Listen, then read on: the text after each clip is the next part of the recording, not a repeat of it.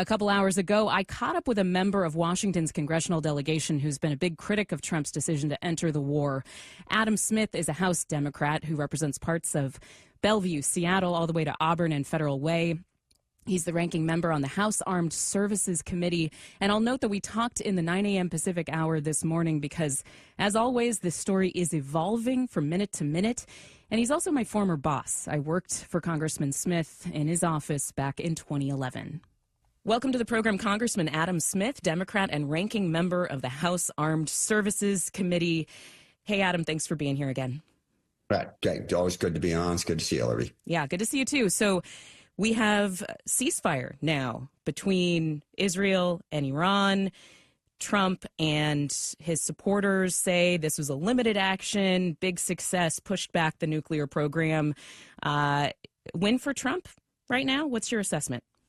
I think it's kind of neutral. I mean, certainly President Trump will always claim a win, regardless of the facts. They are famous for trying to create the reality that they live in. But, basically he's taking credit for stopping a war that he started.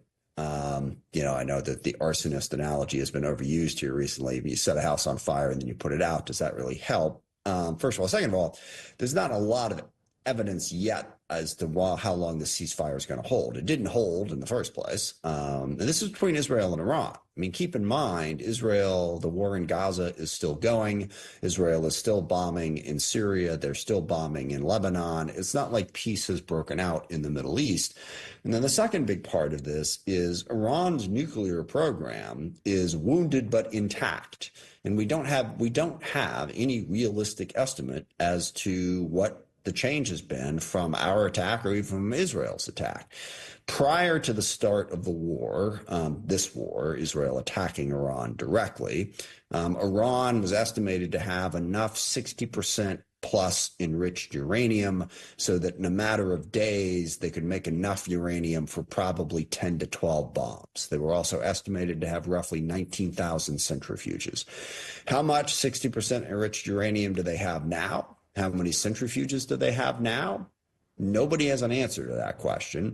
But I can tell you most of the experts, or all of the experts that I talk to, say their program has not been eliminated, which means that we're still going to have to negotiate an outcome here. We're still going to have to get back to a JCPOA-like world where Iran agrees to not move forward with their nuclear weapon. This was the criticism of military action for better than a decade, that it would not be enough to stop their nuclear program.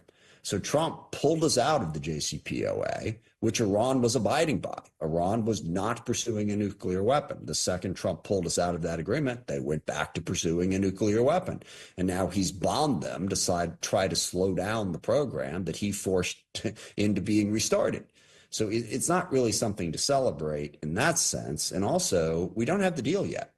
There is no long-term peace achieved between Iran and Israel, and we do not have any confidence that Iran has abandoned their nuclear weapons program. So we're not in that much of a different place than we were before Trump's decision to bomb. And I think, bombing a sovereign nation is something that most countries don't like. So I think it undermines U.S. credibility to make the decision to bomb, and it's far from clear as to exactly what was achieved by that bombing campaign over the weekend. Which direction does this go now? I do want to get in just a second, because you introduced a war powers resolution last night with some of your colleagues in the House. I want to get to that in just a second, and the conversation about the president's powers for what he, the operation that he conducted here. But first, what is your assessment of where this goes from here? Because there is an argument that says this forces the regime in Iran to the table because they're legitimately concerned that this would be escalated to regime change. Or we say, this goes towards, they rush towards a nuclear weapon and it becomes North Korea. I mean, which direction do you think it goes? A couple things about it. First of all, the direction it goes right now is basically where it was even, before the U.S. bombed Iran, and that is we go back to trying to negotiate a deal. I mean, we're right back to where we were before that bombing campaign started. And to the extent that Iran is forced to the table, they were not forced to the table by one bombing campaign by the U.S. They were forced to the table by what Israel did. I mean, Israel has severely weakened Hamas, severely weakened Hezbollah. Well, part of it is what Israel did. And then also Assad was driven from power. Israel didn't have much to do with that. So Iran is in a weaker position that doesn't really have much to do with the few bombs that we dropped in the one raid that we did. So does that force Iran to be more willing to make a deal? Maybe, maybe not. But again, not impacted in any real way by our decision to bomb them. So we go forward and we see if they're going to negotiate that. But then the larger and the more important question here is, it's not just about Iran and Israel. It's Syria, it's Lebanon, it's Gaza, because Iran has used these proxies. It's Yemen and the Houthis to some extent. So do we get to a place where we have a stable Syria, a stable Lebanon, some sort of future for the Palestinian people, or not? You know, over the decades, Israel has proven to be quite adept at fighting back and breaking things in the Arab world. What they haven't proven to be particularly good at is creating the conditions for something more reasonable to rise up in its place. You know, they knocked the PLO out of Lebanon 40 years ago. That was successful, but then they stumbled into a decade-plus war in Lebanon that gave birth to Hezbollah in a dramatically destabilized Lebanon that made Israel less safe. The same could be happening right now in Gaza and the West Bank. So where we go from here is the most important part. And we're still in the position of having to negotiate some type of settlement. And we'll see. I don't think we're in a dramatically different position than we were before we started, before we did the one bombing campaign in Iran. So what is the War Powers resolution that you and your colleagues introduced last night? What are your goals here? What are the outlines of it? Yeah, the goal was simple, to basically say, President Trump, you cannot go to war with Iran without congressional approval. That is the straightforward goal. Now, there's all kinds of nuances here, and we've got a couple hundred years worth of history. And then even since the War Powers Resolution was put into place 50-ish years ago, presidents have weaseled their way around it in a dozen different ways, in a bipartisan way. Yeah, Democrats too. I mean, Obama bombed Libya, et cetera. Yeah, absolutely. Clinton, bombed Serbia around Kosovo without congressional approval. What we're trying to prevent here is the U.S. going to war with Iran without congressional approval. Now, the War Powers Resolution is a really interesting thing, because what it says is if the president takes military action, he has to notify Congress within 2 days. And then if the hostilities continue past 60 days, he can't do that without congressional approval. But there's all kinds of ways to weasel around that. So we bombed Iran, okay? But now we've stopped. Does that restart the clock? If we want to bomb them again in a week, does that count as we're 10 days into it now? Or is it, does the clock restart? And then the Obama administration did one of the, most semantic things I've ever seen a president do. When we attacked Libya, they gave us the War Powers notification. And when we hit the 60-day point, they said hostilities are done. And we were still lobbing tomahawks into Libya. It's just kind of a little cleanup operation. It's not hostilities. So they got into that semantic game to be able to continue their operation in Libya, even without congressional approval. So the resolution that I'm introducing with many other Democratic colleagues is to say on Iran, we're going to be 100% clear. You cannot attack Iran without congressional approval. What's the significance of authorization? I mean, because you go back to Iraq and there was authorization for that, no end game. Like, is there something about congressional authorization and the need to go and debate this, at least in the legislative branch? Like, does it change anything? And would Congress today be more likely to exert any kind of oversight than it was 20 years ago? To your first question, the answer is yes, but. Yes, I think it makes a difference. It makes a difference because it means that we have a more democratic approach to this decision. You get more voices and you are less likely to have a rash, catastrophic decision made by one party who was elected. But Congress is 535 people, much more directly representative of the American people. So if we really want to reflect what the American people want, Congress should at least be included in that conversation, because theoretically it will get us to a better decision. not a rash decision made based on one person's whims, but based on a more democratic process. And there is absolutely value in that. It can help prevent us from stumbling into a conflict. Now, Congress is perfectly capable of, making mistakes on that front as well. We passed the Gulf of Tonkin resolution. We passed the Iraq resolution, and approved it. And, and you could argue about certainly the wisdom of that. But you at least have a process that prevents that one person from making that decision. Now, it's also problematic because military decisions tend to be quick in their nature, somewhat urgent depending on the circumstances. But we have provisions in the Constitution for that. If the U.S. is under attack, the president has Article 2 self-defense rights that doesn't require congressional approval. It's baked in. It's protected. Even the War Powers Resolution allows the president to take military action without congressional approval for some period of time. The question is, should Congress have a say at any point? I think the answer to that question should be yes. It shouldn't be totally turned over to the president to do what he wants for as long as he wants in terms of using the military. There has been this splintering of the MAGA coalition, much talked about over the past week or so. A lot of people saw the Ted Cruz, Tucker Carlson interview over Trump's evolution from Trump the Dove to now bombing Iran. Thomas Massie of Kentucky is now the president's target. He's the only member of Congress who's really vociferously opposed Trump bombing without authorization from Congress. And he's going to get primaried. Trump's going to fund a PAC against him. Are there any congressional Republicans at this point who are interested in reining this in? Or, is this a situation where there's no cracks besides Massie on the right? There are really no cracks. You have some people. Don Bacon has been sharply critical of the president's policies in Ukraine and on Medicaid and a couple of other things. But the cult remains firmly in place. Donald Trump says jump, they say how high. And then if he says the exact opposite thing the next day, they do that too.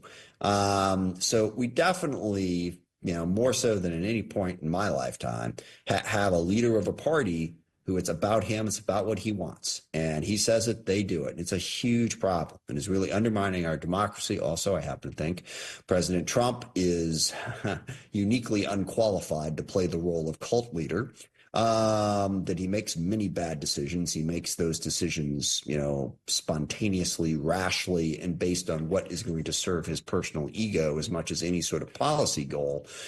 But we shouldn't have any one person with that measure of power. But as of this moment, the Republican Party's still doing what he says and when he says it. Now, there's cracks here, all right? People don't like the tariffs. And the tariffs are just beginning to have an impact. They're negatively impacting our economy. People don't like the Medicaid cuts. What he's doing with the reconciliation bill, as they're trying to jam that through, is also going to have a negative problem. People don't like his approach to immigration. They like securing the border. They do not like having a Gestapo-like police state snatch people off the street randomly and deport them to El Salvador or Djibouti or Libya or wherever they're going to send them. That sort of tyrannical approach is not what even many of the MAGA people signed up for. So whatever cracks there may be between Tucker Carlson and Ted Cruz, I think that by and large, his cult is still in place. We have to continue to weaken it by showing how it's impacting the American people. I think there is also an opportunity. The fourth area, in addition to tariffs, Medicaid, and immigration, is he's getting us involved in wars, and he said he wasn't going to do it. He said he was going to negotiate, cut deals, but the war in Ukraine is going stronger than it's ever gone. Putin is attacking more aggressively. We had a ceasefire in Gaza when Trump came into office. Now we've got a war in Gaza. Then we had a war between Israel and Iran that we didn't have before Trump came into power. So his vaunted claimed ability as a deal maker is not panning out, and he is involving our military in a conflict in the Middle East that at the moment is growing. Okay, we've had a ceasefire now for maybe the last 2 hours. We'll see where that goes. But thus far, he is not living up to his promise that he was going to negotiate an end to all of these wars. Do you think Democrats offer a real alternative right now? And I know a lot of voters don't care too much about policy overseas, although the anti-war sentiment in the MAGA coalition is a big factor. Do you think that there's a scenario where a Kamala Harris in the White House would have seen Israel Netanyahu beginning the campaign against Iran and stood on the sidelines and not used bunker busters? Like, would a Democrat have done something different? Yeah, no, I think a Democrat would have done something different. Now, I think we are deeply conflicted as a party. We have not figured out what we want our national security and foreign policy to be. And I think we're conflicted within our coalition. There is, a group of people who really want the U.S. to be isolationist. I mean, there's a group of people who think that the U.S. is not a positive actor in the world. And we see that over and over again. I disagree with that.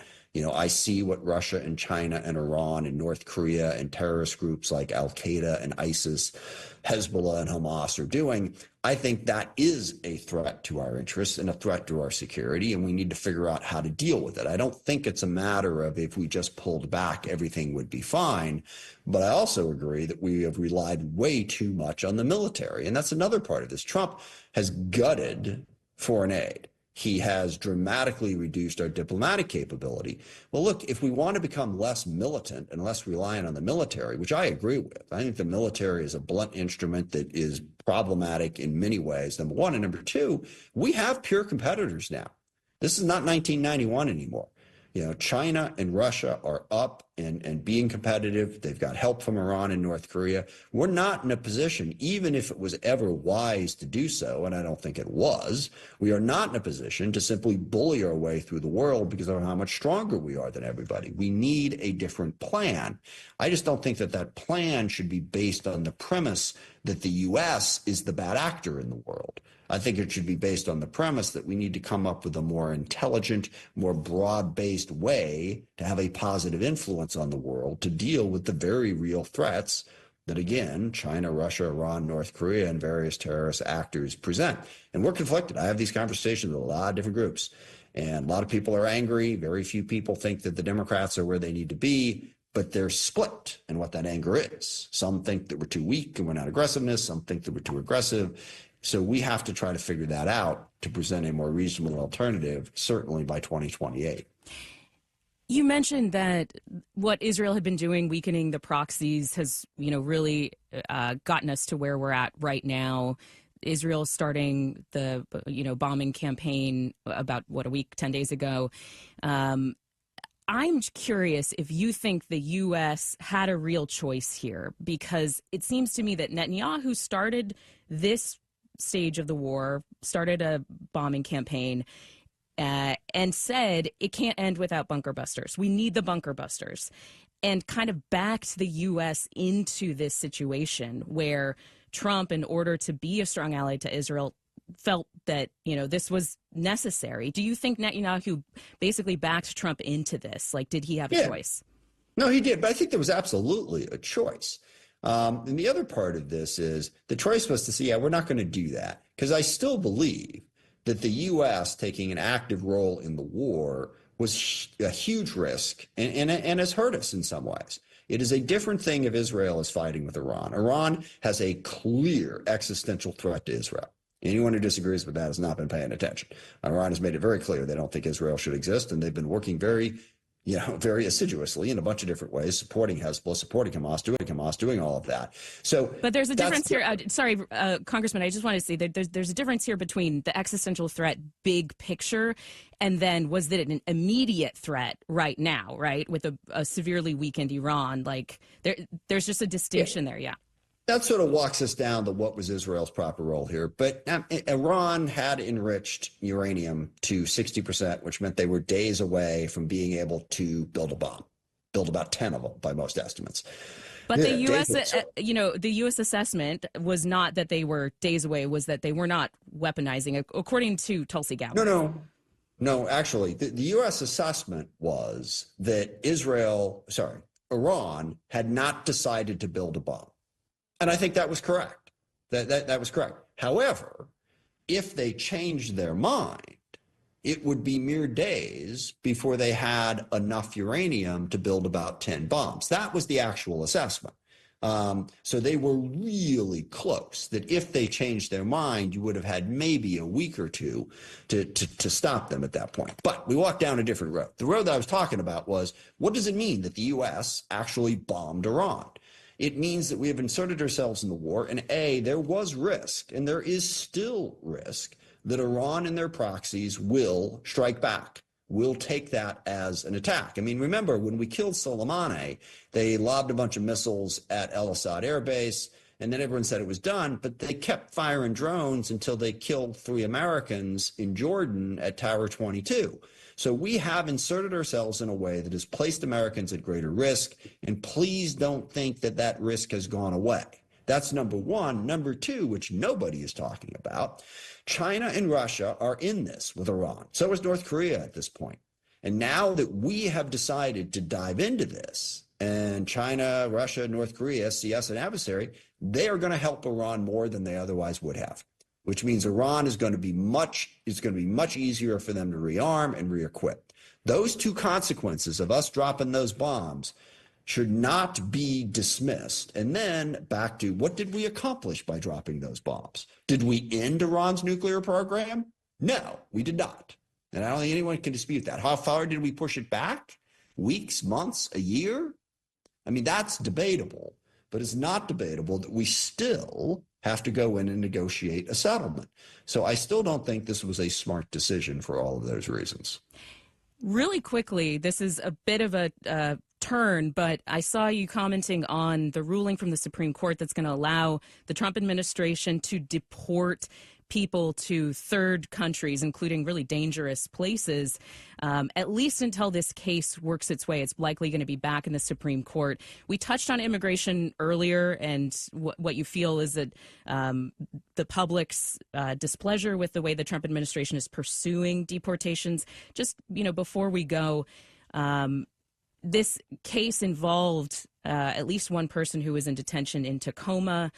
Yeah. What's your take on what the court has done here and the implications for the Trump administration's ability to send people to South Sudan and all sorts of different places? It's appalling. I mean, it's appalling that the U.S. is allowing people to be snatched off the streets like this and sent to countries that they have no connection to and without any due process. But my overall take on immigration is, I think we are in a position now to counterpunch in immigration on a way that we weren't before from a political standpoint. But Democrats got to get smarter on immigration. It is the legitimate concern of the American people. Do Democrats believe in having a secure border? We had major problems at the border with the number of people coming across, and the country is worried about it. I'm worried about that. So completely unlimited immigration, unlimited asylum with very little enforcement is not a plausible path forward. But what we have to punch back on is, okay, people are worried about Democrats on that, but the people don't want, people being deported who are not a threat.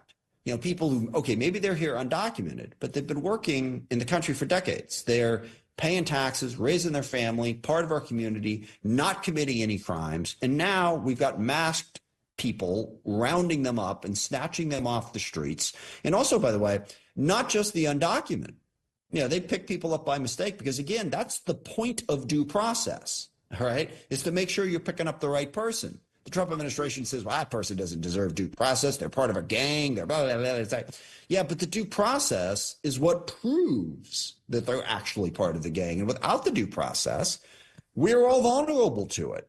So if the Democrats came up with an immigration policy, said, yeah, we're going to enforce the border. We're not going to allow everyone to come in, but we are going to have a pathway to citizenship for undocumented immigrants who are vital parts of our community. And we're going to open up more immigration so that people can get in the legal way. And so, because Trump is restricting that too. All right. He's making it harder to get in legally, even as he's trying to secure the border. So I think we've got a lane here if we go down the road that I just described. Let's support immigration. Let's support a pathway to citizenship for the undocumented population. But let's also be in favor of enforcing immigration laws and having a secure border. I think that's a good message that Trump has given us an opening on right now. Congressman Adam Smith, always an honor to have you on the show, sir, and good to see you. Have a good rest of your day. Thank you. You as well. Thanks, Libby.